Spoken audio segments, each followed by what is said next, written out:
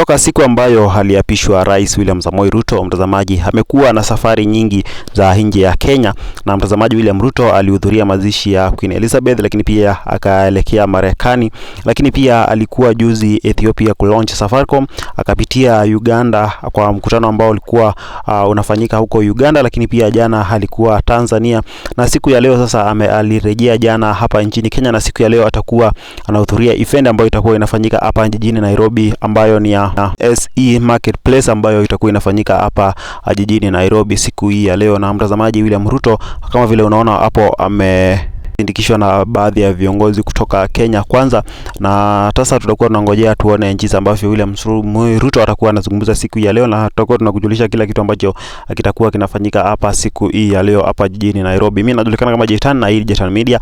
Endelea kusubscribe hapa Jetan Media kwa habari zingine tofauti. Kwa sasa itabye.